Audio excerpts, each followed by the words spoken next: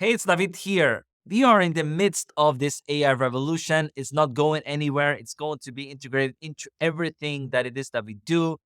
And so I thought it would be interesting to talk about AI in marketing specifically and how to use it the best way and how to get ahead as a creator and as entrepreneur to leverage AI in whatever we are doing in our business currently.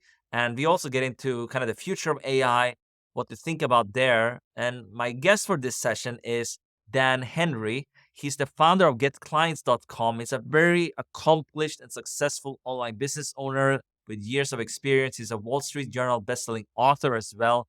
He's served many clients and students in a wide variety of industries and helped them make more money, essentially. He's really good at that. And as you're going to hear throughout this session, he's giving really practical advice. And something I didn't know, he's actually working on some AI software platforms. And he's going to share a little bit what it is that he does and how he's leveraging AI to grow his business currently. So, with that being said, let's get into the session and warm welcome, Dan. Hey, how's it going? How you doing, brother? Doing well. I want to get into kind of how you are using AI. But before we do that, tell me a little bit for the people who have been living under a rock a little bit and don't know kind of what you're up to. I mean, I've seen your journey like from the very, very early days, and now you're doing very well living in Costa Rica. You have this great house. I've seen it on social media. So tell me how you got there a little bit, and then we'll get into kind of the AI revolution and how to leverage the best way in this economy here. You know, like many people who start out in entrepreneurship, I didn't know any of this stuff several years ago. And I was trying to start businesses, but I didn't know what direction to go in. I had a couple brick and mortar businesses that I was involved in. Like I used to be a carny. I used to sell like cotton candy and stuff at carnivals. I bought my little cotton candy maker and my little booth and stuff. One day it got really bad and we really couldn't my wife and I really couldn't pay the bills. Um, and she had to get 3 jobs to help support, and I was trying to get my internet business going, and she's like, "Hey, listen, I know that you really think this internet stuff's gonna work, so I'll get 3 jobs and let you really focus on that." And it sucked because for 6 months, I didn't make any money, and she was out working 3 jobs, and as a man, especially as a more traditional man, I didn't want my wife to have to work, you know? And so that was like the worst possible scenario. And I like literally felt like the worst dude ever, the worst husband ever. Well, uh, we get and by the way, at this time, it was so bad we had to wear $1 water bottle shirts and try to sell water on the side of the road just to keep the electric on because it was going to get shut off. And I learned that there's one business that will always make money, and that is helping other businesses. And here's why I say that. At one point, I owned a restaurant years and years ago, and it was my first real brick and mortar business. And I remember that I had to have somebody come in and clean the hood vents above the grill by law, and also my restaurant would burn down. And I had to pay a lot of different vendors to stay in business. And I remember thinking like, huh, this is a very interesting kind of setup for the economy because if you think about it, what is the one type of customer that no matter what always has to pay for things? Business owners, because every business owner has to pay other business owners to stay in business. And so I thought to myself, I was like, this is like a guaranteed business. If I can create an offer or a business where I sell something to business owners that they need, I will always have customers if I'm even remotely good at it because they have to buy. And so I decided to learn marketing because that's what grew my businesses, even though I kept losing money doing stupid things that had nothing to do with marketing. And that's why I was in the predicament I was in. Uh, I was good at making it, but I wasn't good at keeping it. And so I learned online marketing and I thought, well, okay. And my wife came up with the idea. She's like, Dan, you keep like making money and then investing it and losing. So we don't have enough money for you to start another business. Why don't you just go and help other businesses get more customers? Because you're good at that, right? You've developed a skill around that. So that's what I started doing. And almost immediately, I started getting clients for a marketing agency that I just started, and I was running Facebook traffic for them. I was doing social media stuff for them, and I got clients. And I did that for about 6 months, and I got us back on our feet. And then I get a knock at the door, and it's a guy delivering me a certified letter from the IRS. I owed $250,000 in back taxes. And the reason for that was when I had my restaurant, my accountant died in the middle of doing taxes. And so I had to like put it all together myself and I got audited. And so that's when I learned how to do things like consulting and online courses because I found that I wasn't making enough money fast enough with my marketing agency. And so I started teaching it because people were asking me how I was doing it anyway. And then I made like just exponentially more money and ended up making millions. So I was easily paid, which funny, I actually paid a lawyer to get my tax bill from 250 down to 50 and I paid the IRS off and flipped him the bird as I walked Yeah. out. But from there we just scaled and I really geeked out on marketing, offer creation, advertising. I just love the industry. I love helping business owners get more clients. I mean, that's why the name of our company is getclients.com. And it's pretty self-explanatory. And I love helping people who, you know, don't know jack start a business by helping other people get more clients. Yeah, I think that's an amazing when you can help businesses get more clients, that is just it's just an amazing business. And what's cool about today is back when I did it, I had to learn the skill of marketing. Then I had to go find clients. Then I had to use the skill that I learned to service the clients to get paid.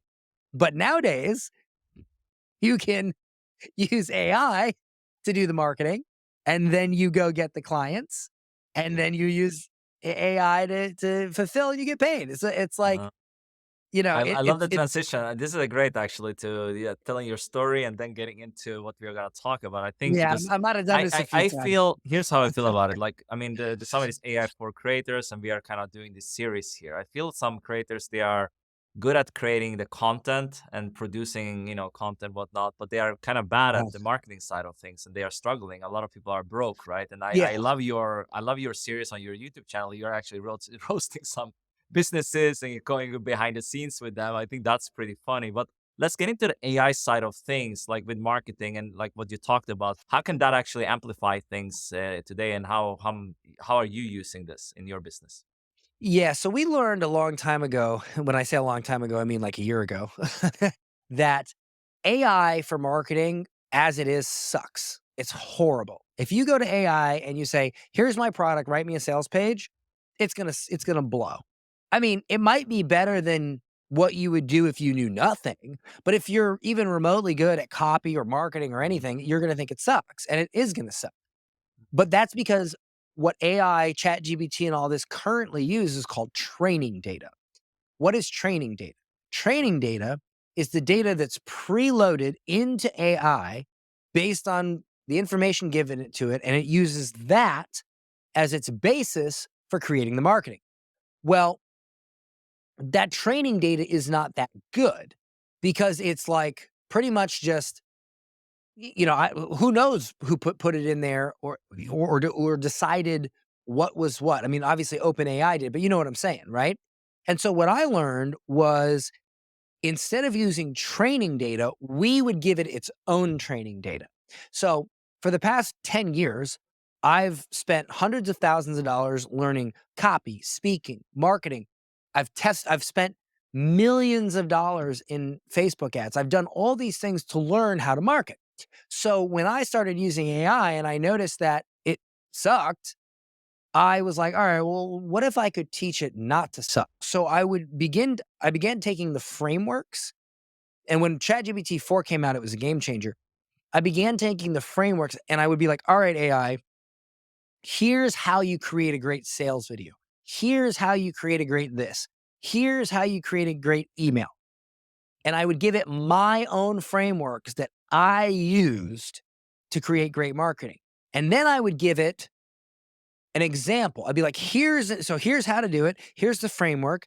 And here is an example of an email or a sales page that followed this framework to a T, right?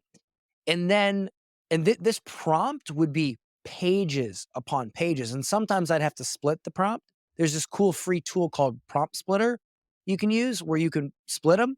And then I would say, okay, write me a sales page for this. And the result I got was night and day difference to the point where you could not tell it was AI.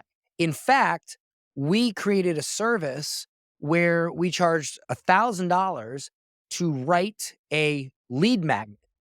We sold over 300 of those lead magnets and not a single, and they were all written with our custom prompts with AI. And not a single person said, is this AI? Nobody said. They were just like, wow, this is a great, your copywriter is amazing. Wow. So that's because we did not use training data. We used our data. And here's the great part about that. You can't get that data anywhere else unless you're me. So you can't steal it, brah. Okay. Like, Yeah, I have a question yeah. around this. I'm interested to hear what you think about this because you know the like when you're entering your data, like I mean, this might not be confidential. Maybe this is something that you anyway have out to the public. But let's say you're entering that to ChatGPT, and you're not Right. most people are not on the enterprise plan, so they don't have all these kind of security features.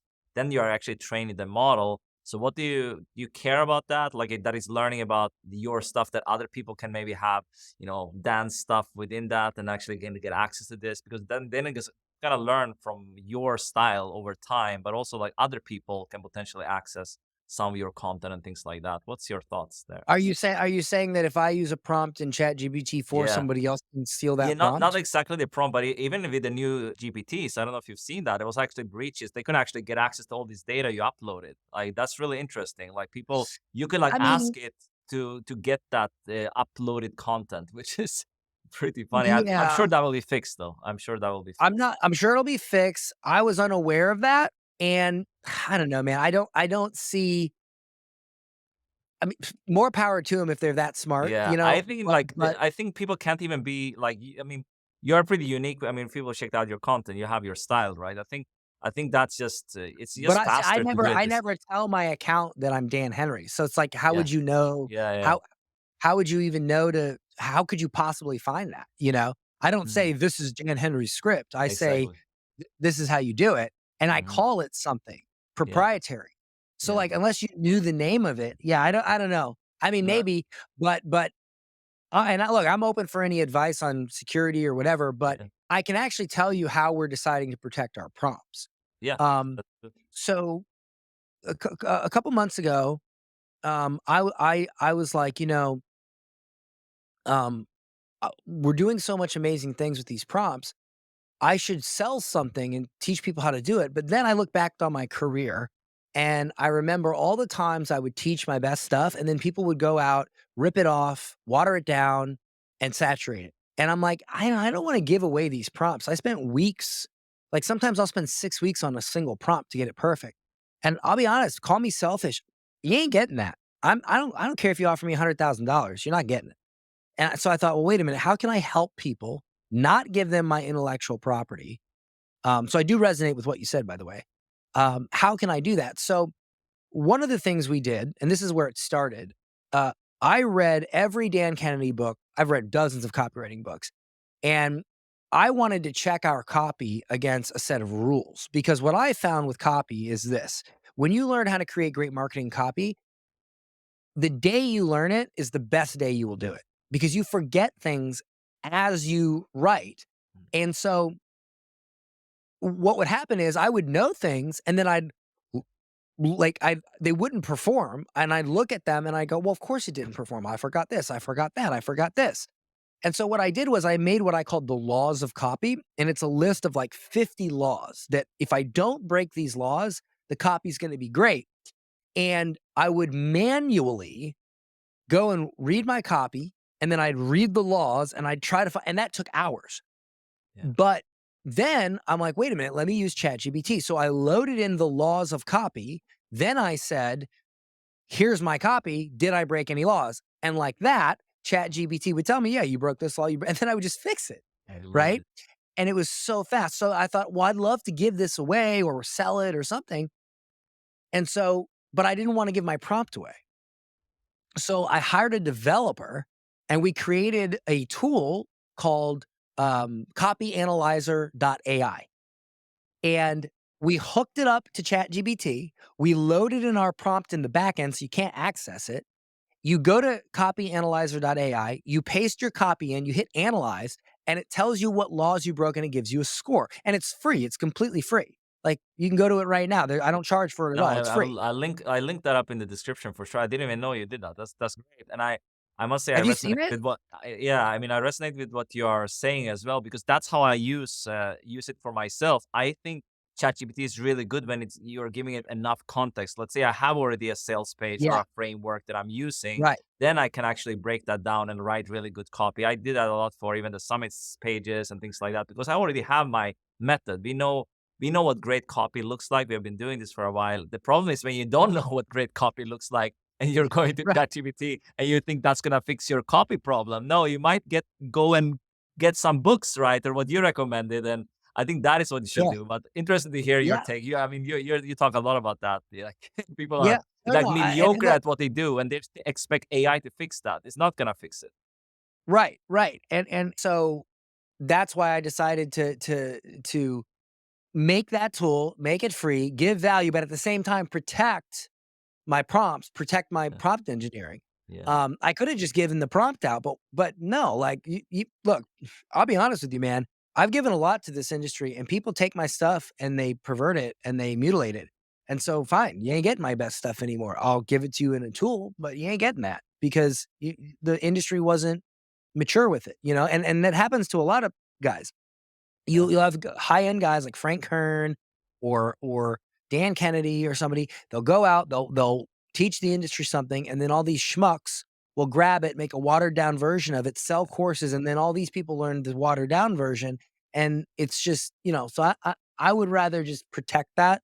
And so that's why I did that. Now, when we did that, we saw a lot of success with that tool, and a lot of people use it every day, and it helps our business a lot because then they use the tool and then they might want to buy something else from me, and because the tool is free, and this is amazing, so they join my membership site or whatever, right?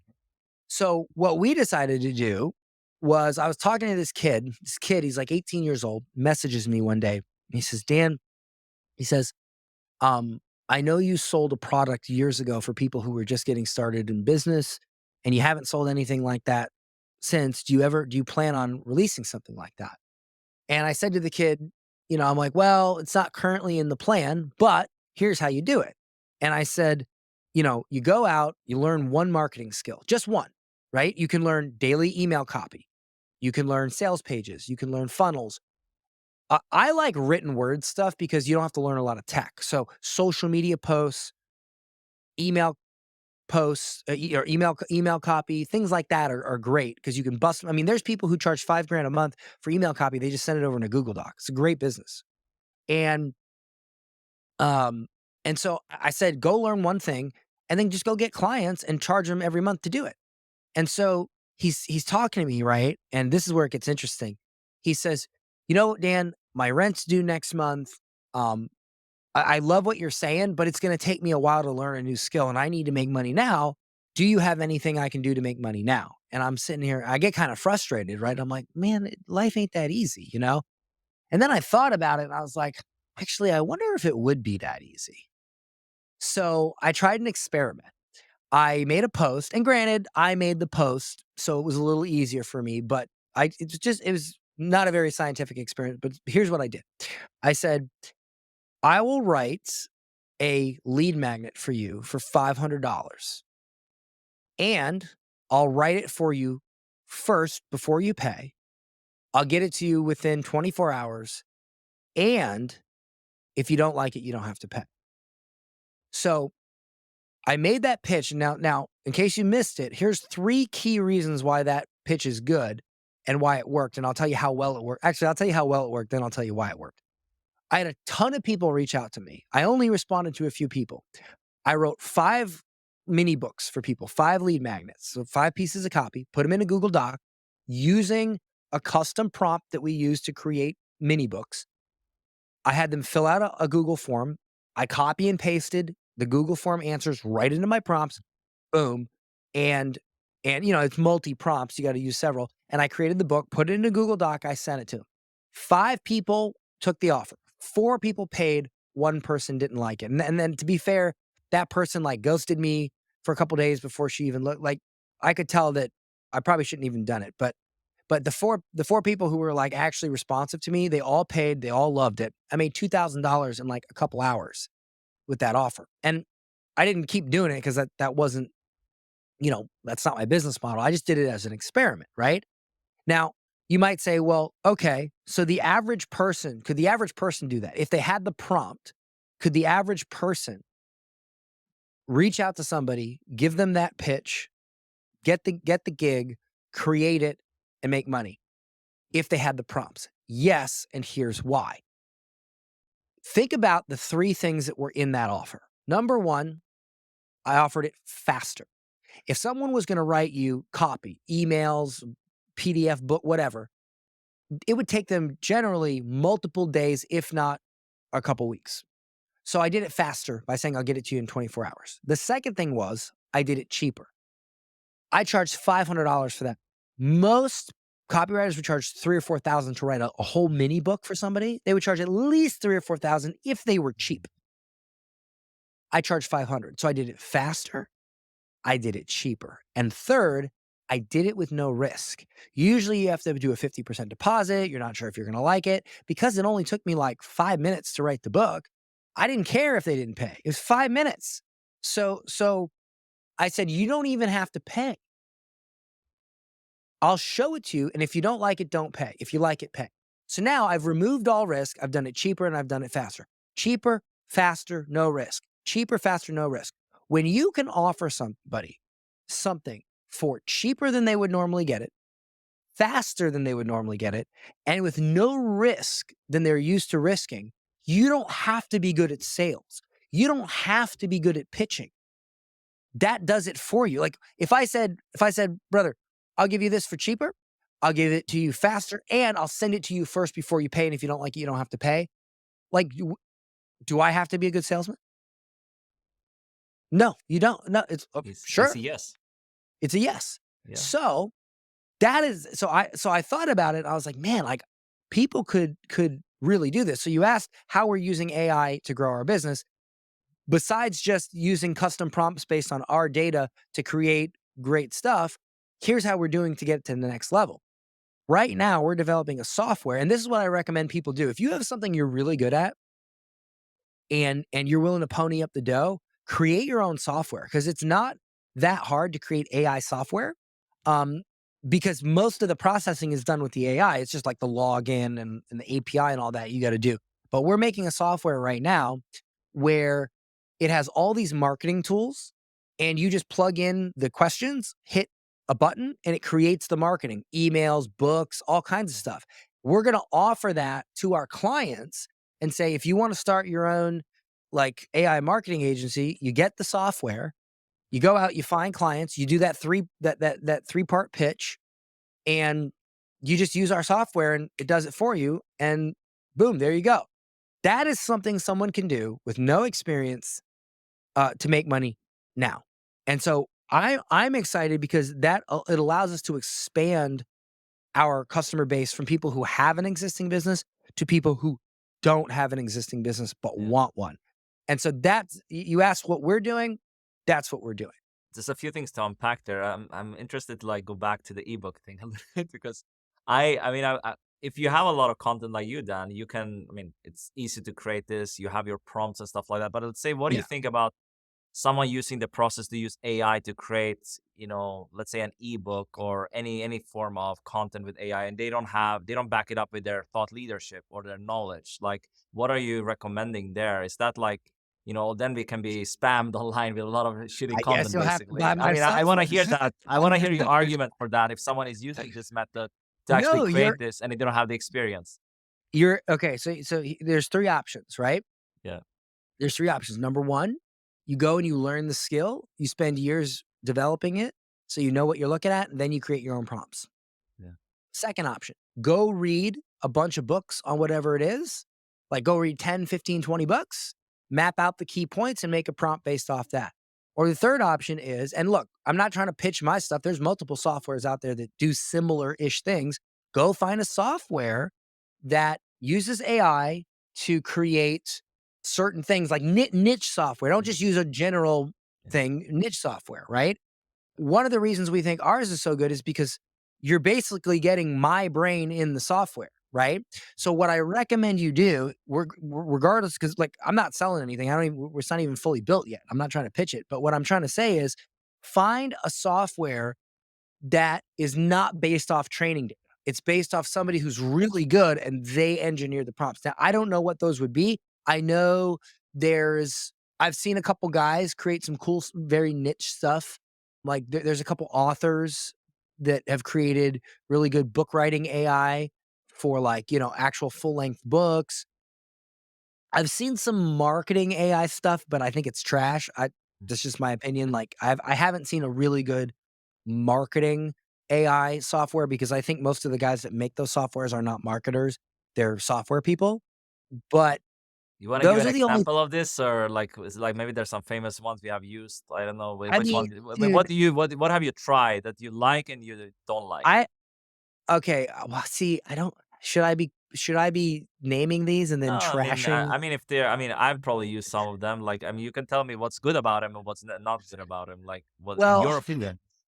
my opinion, see, I don't wanna call people out. Okay, don't do it.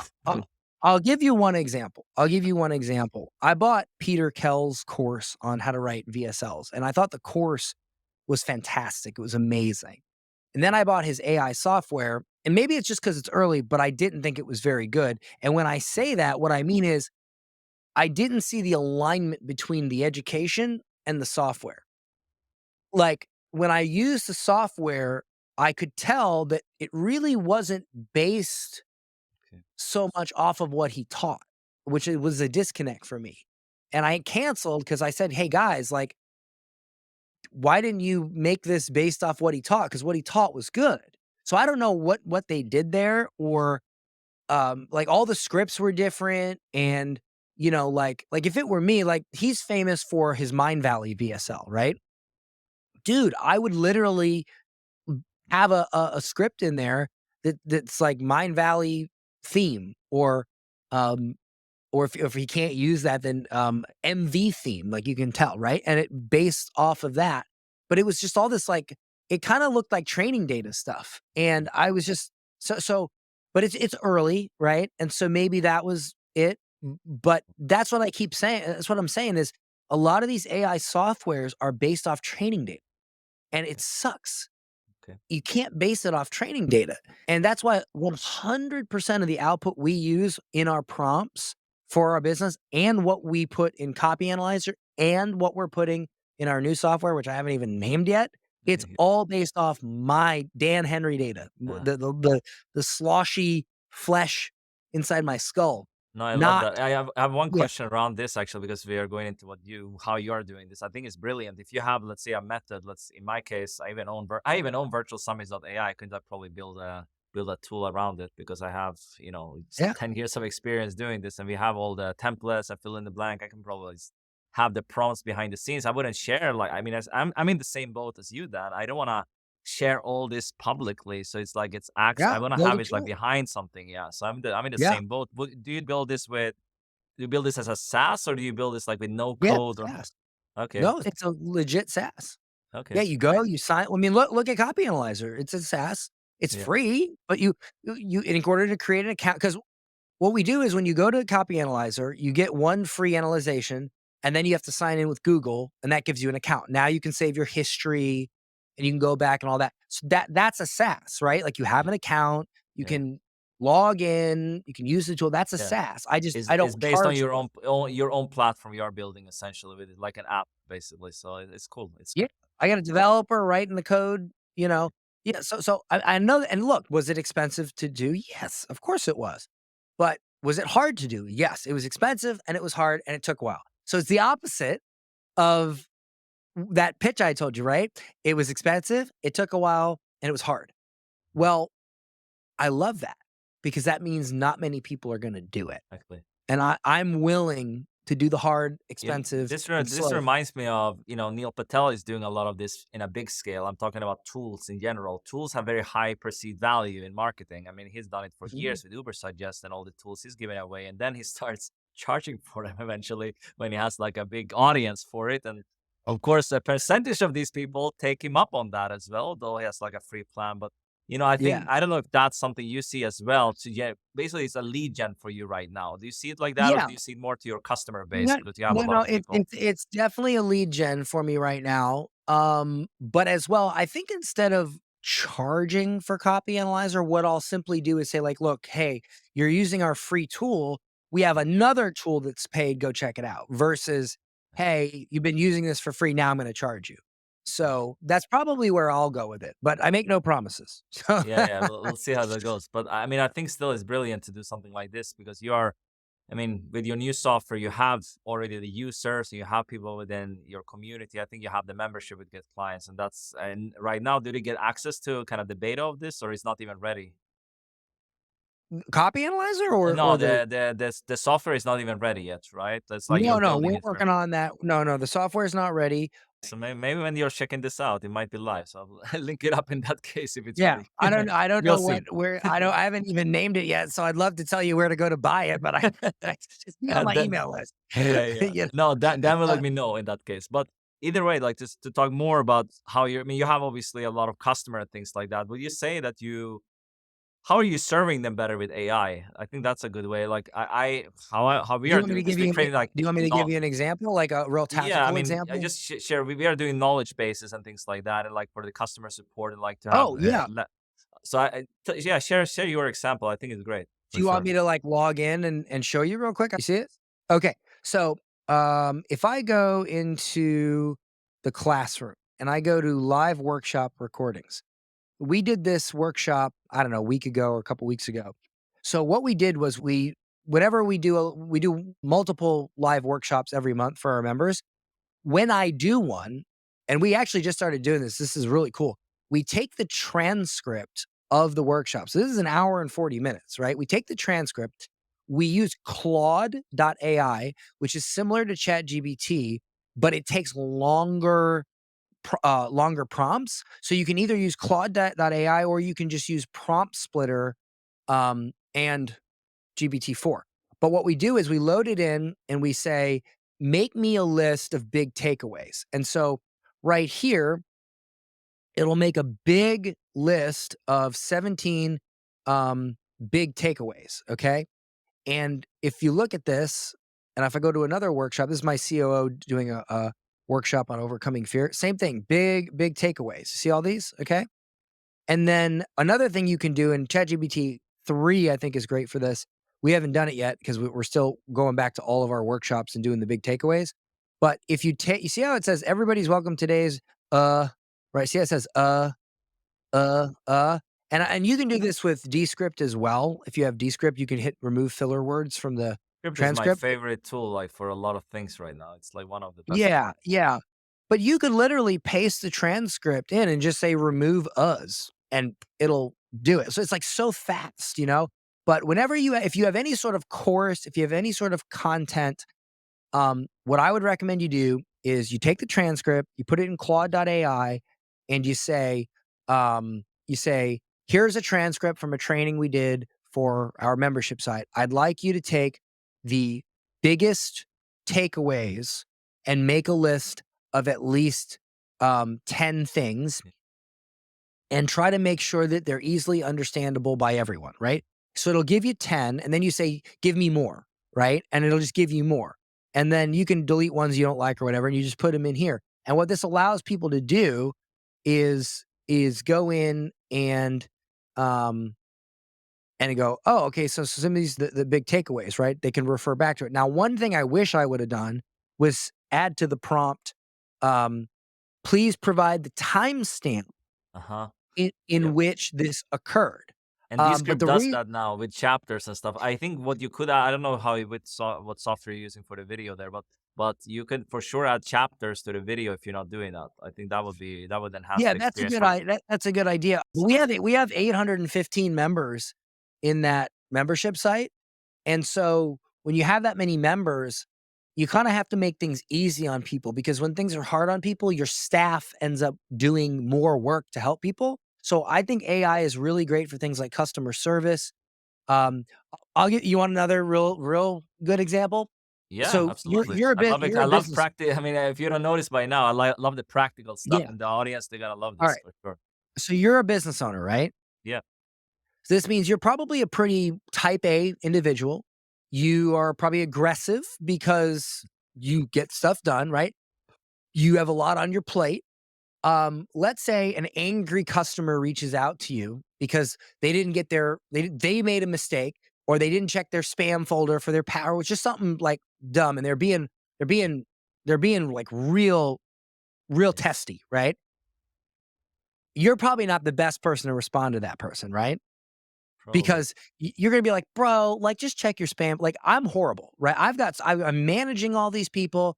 I'm a type A personality. If you come to me as a customer and you complain about something small and you're over the top about it, like I kicked your dog, my first inclination is to be like, bro, chill out. Just check your friggin' spam folder, which is not what you say to a customer. And I know that, you know that, but that's why we, as who we are, should not be handling customer service. And if anybody out there owns a business, you know what I'm talking about, right? You'll get these customers who are just pains in the butt, and then you'll be like not so understanding, and then they'll hate you more, and then it's bad for your brand, whatever. That's why I have my people respond to customers.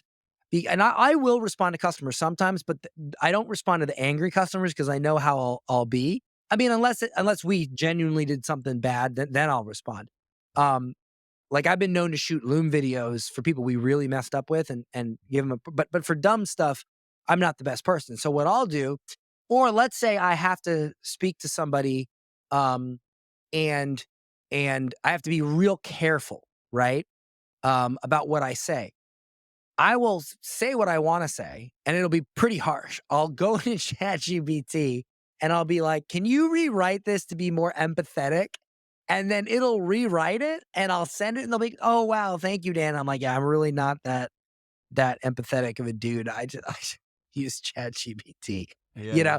And that's the honest truth. I'm being transparent about that because I didn't grow up with a family that was empathetic. My family was like go-getters, like, you scraped your knee, you rubbed some dirt on it, stop whining, don't be a baby, act like a man. Like, that's the environment I grew up with. So I'm just not that. That's why I for customer service people, I will hire empathetic people because they lack the thing that I have, and therefore that's why I like to bring team members on that lack what I have.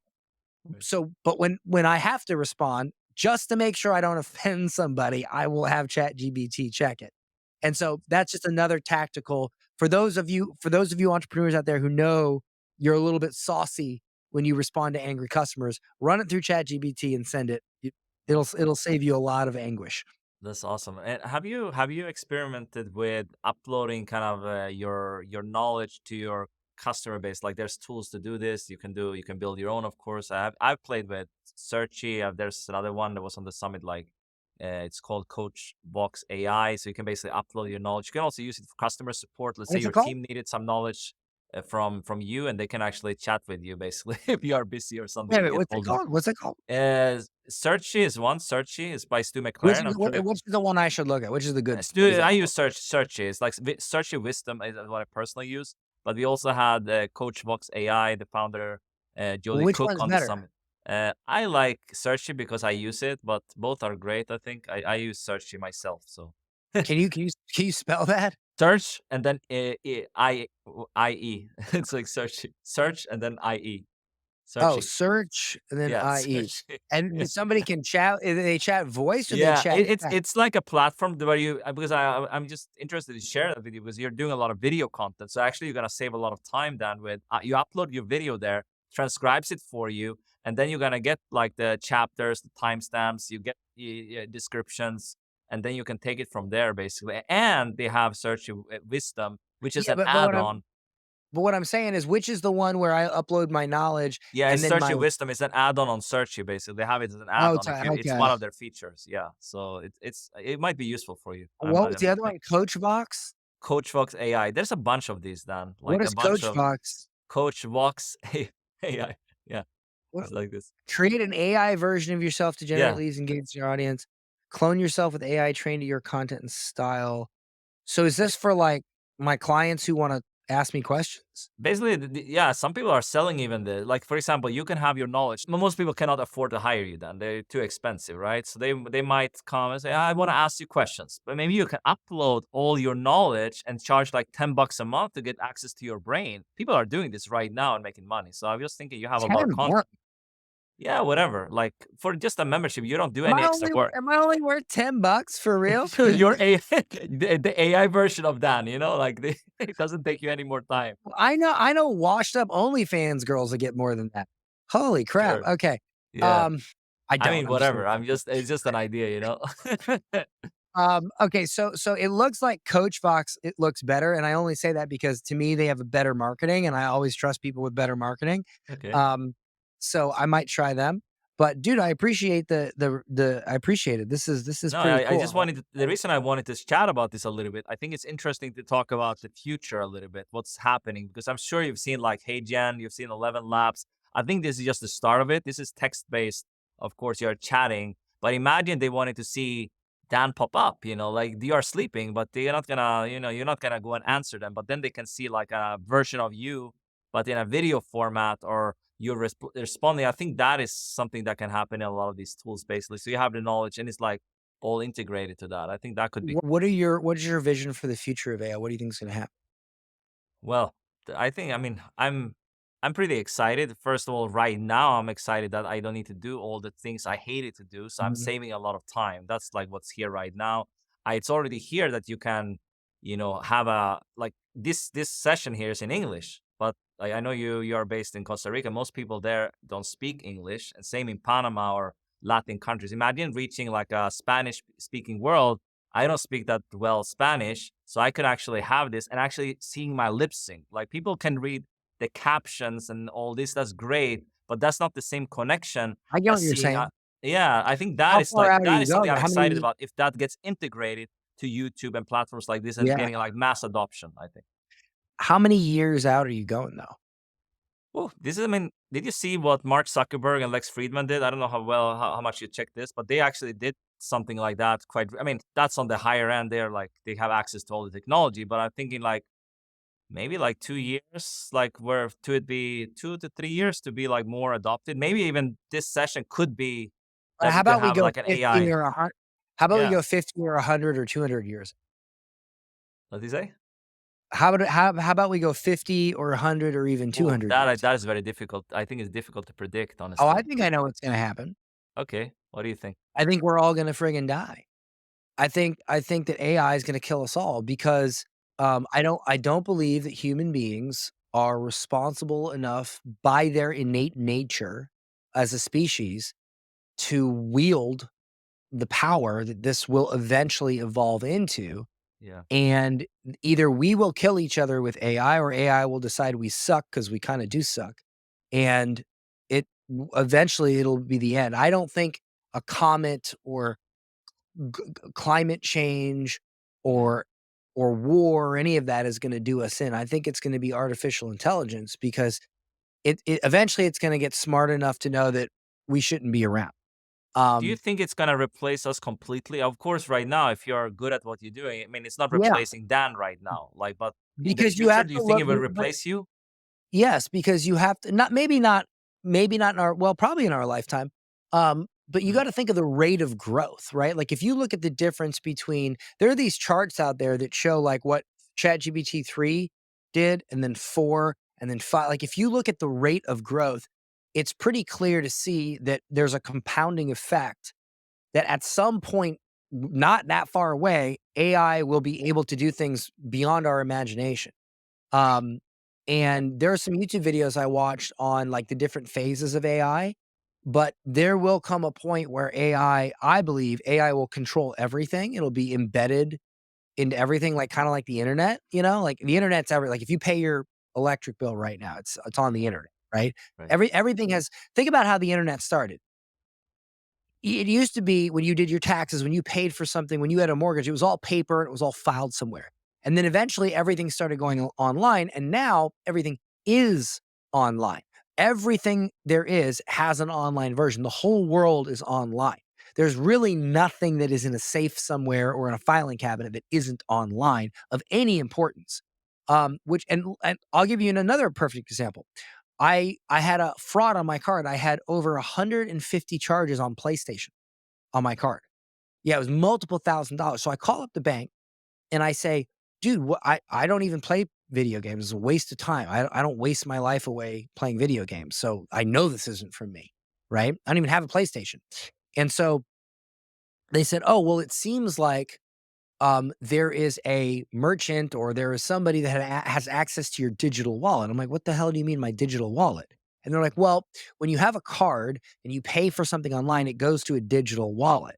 And when you get a new card, we automatically send the new card information to that digital wallet.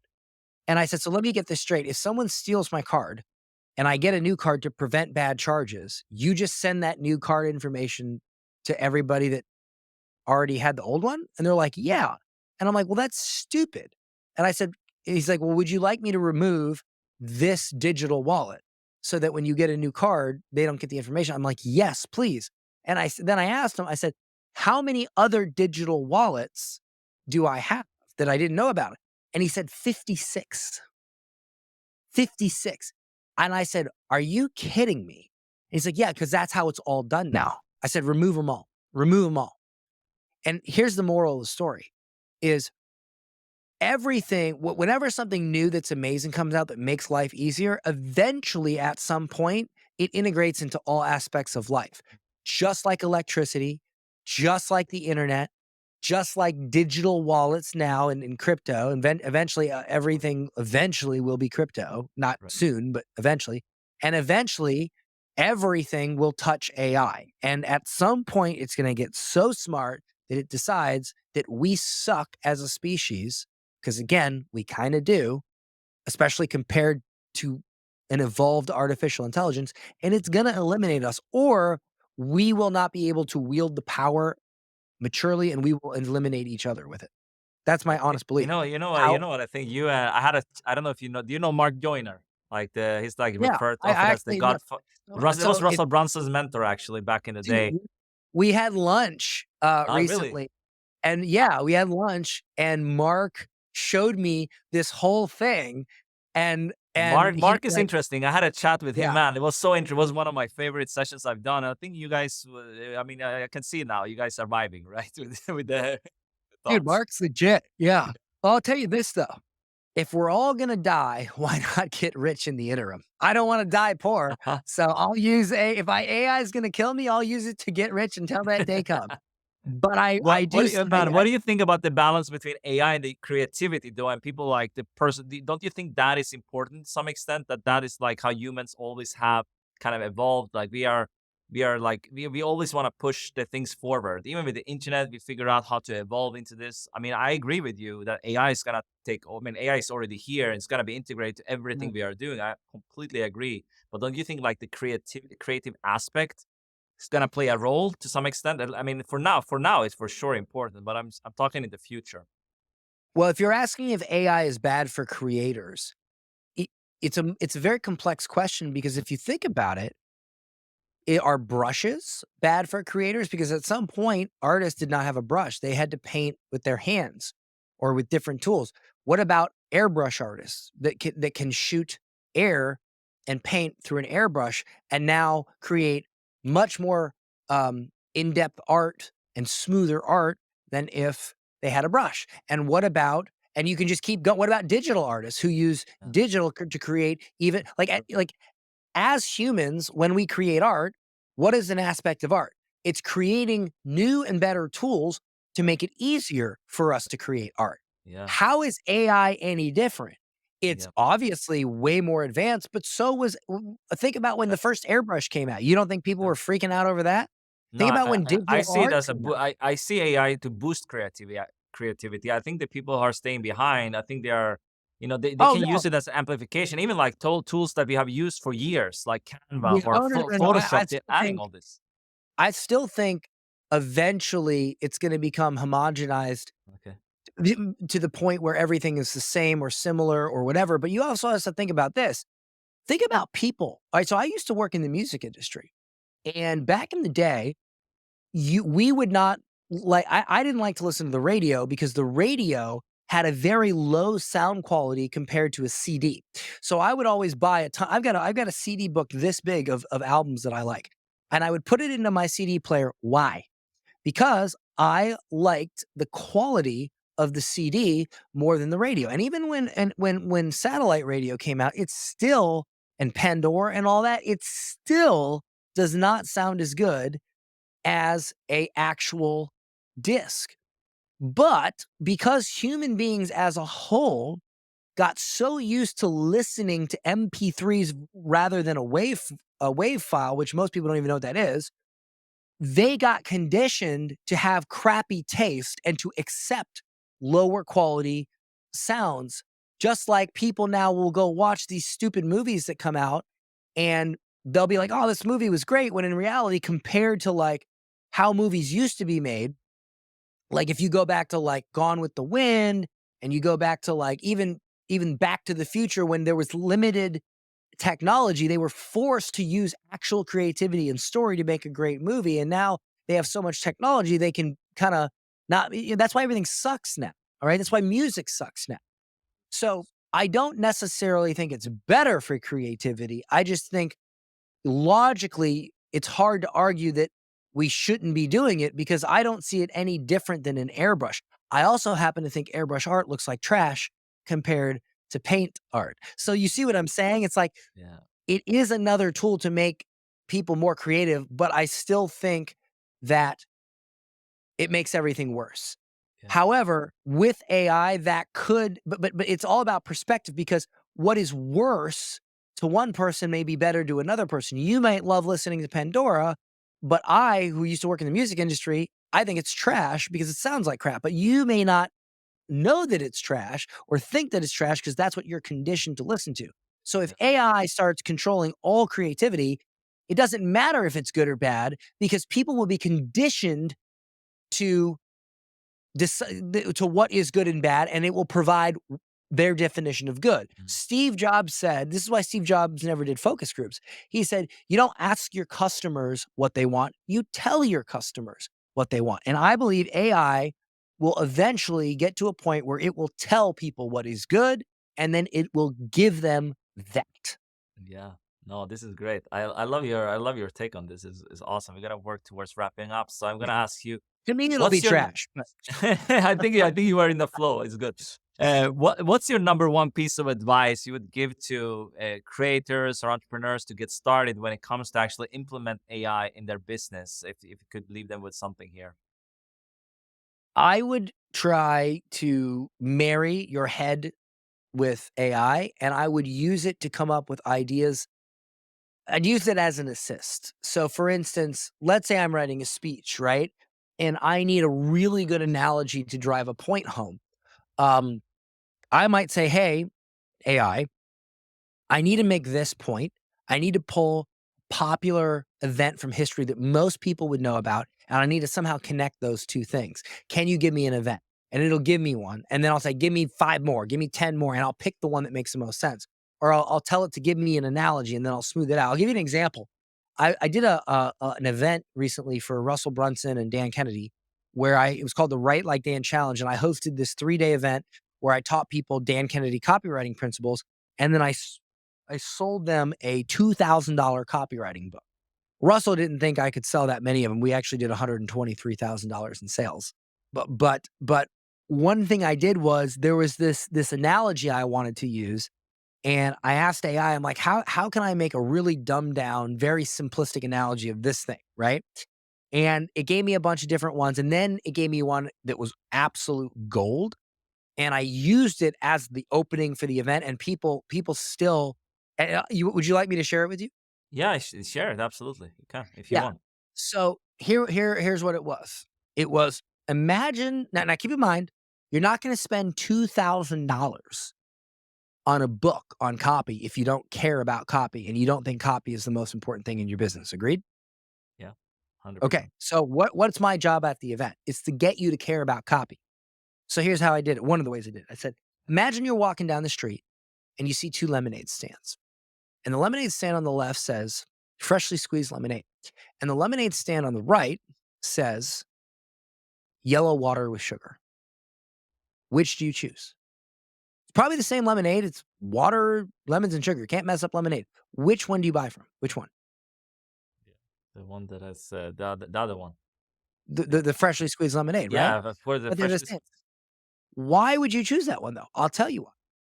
Even though it's the same product, the stand on the left simply chose better words to say to their customer. Yeah. And that's why they got the sale. It's And more so convincing, essentially. Yeah. right. So AI came up with that analogy, which allowed me to then do my Dan Henry thing and expand on it. And here's what I said after it. So that was it. That was all AI. This is how I added to it. I said, words, words are everything, right?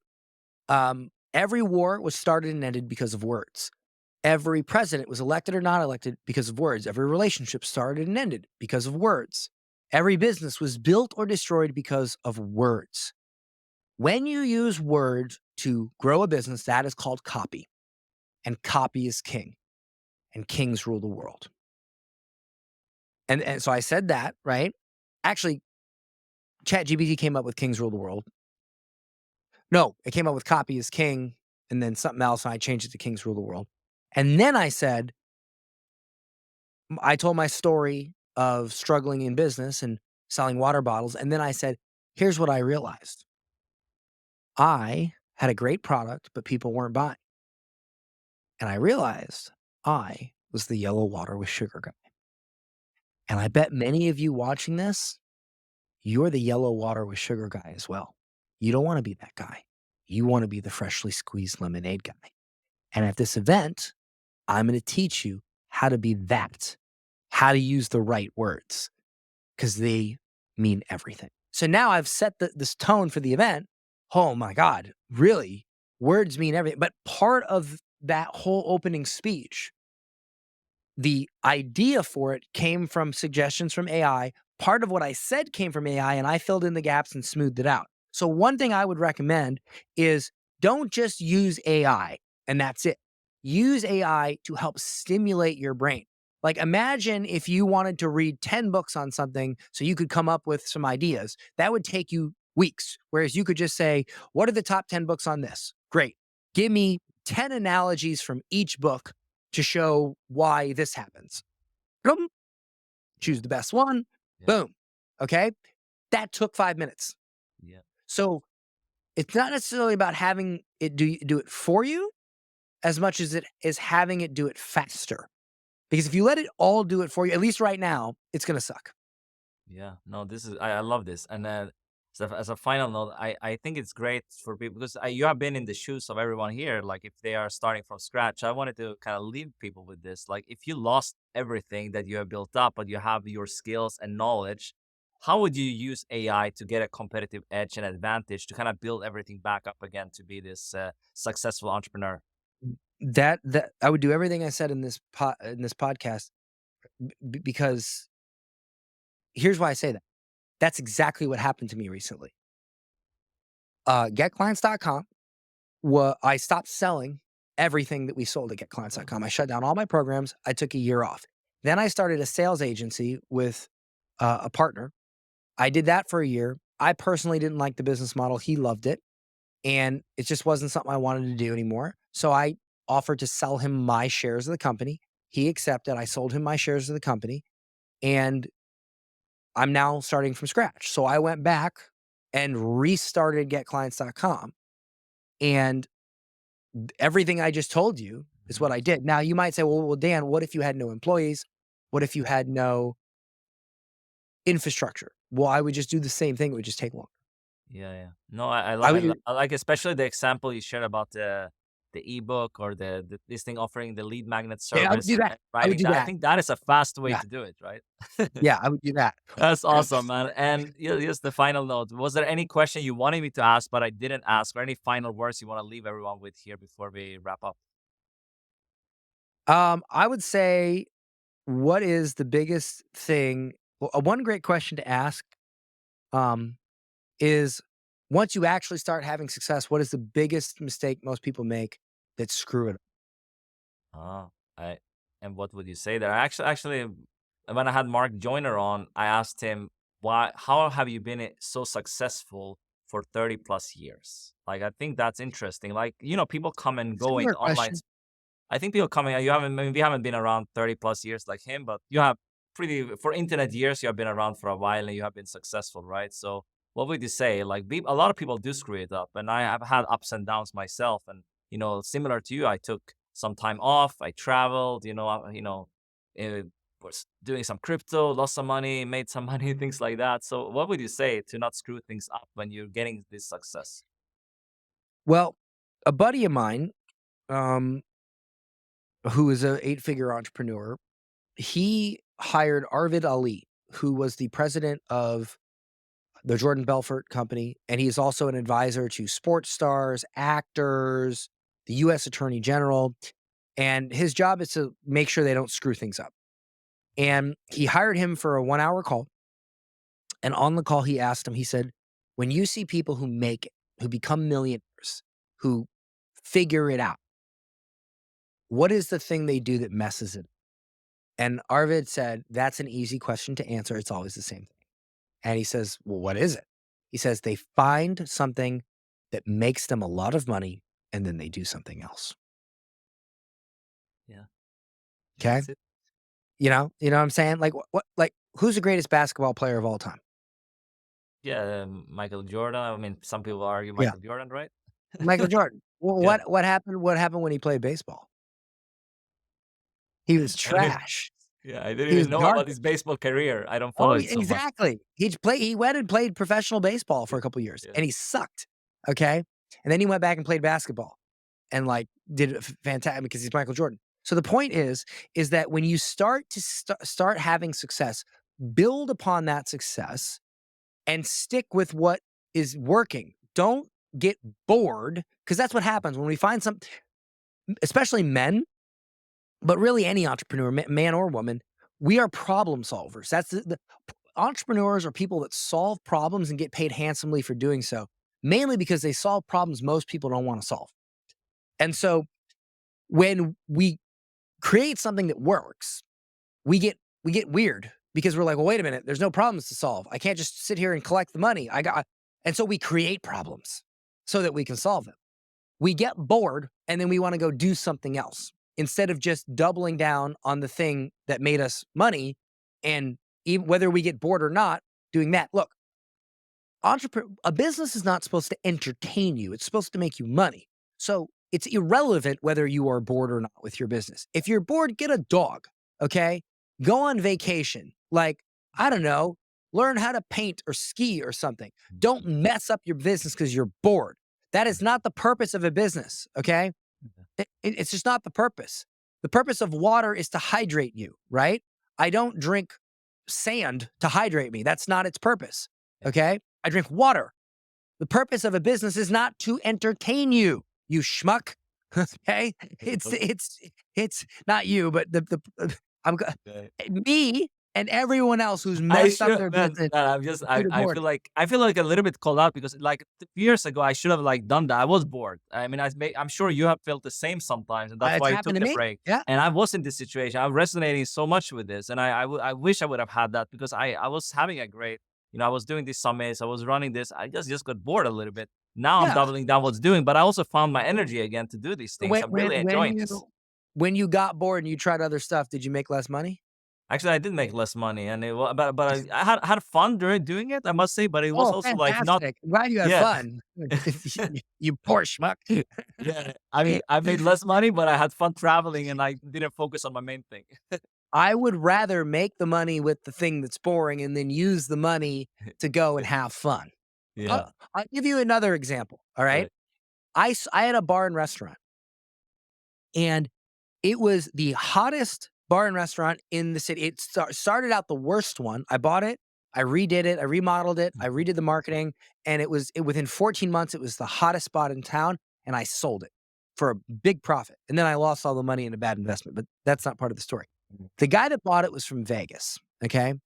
And he I remember he there was like a week period where I was there and he was there, and I was like helping him get used to it and transitioning him over and all that.